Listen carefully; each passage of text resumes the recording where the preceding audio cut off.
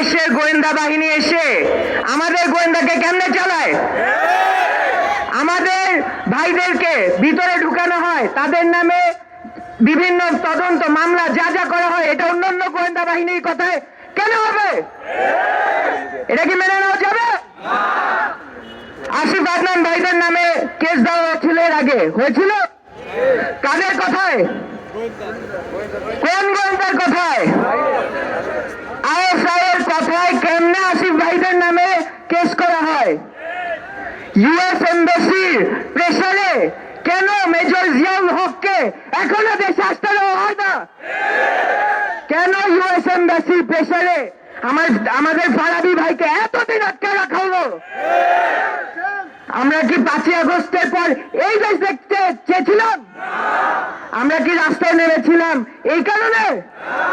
আমরা ইসলামের কথায় নেমেছিলাম কিনা?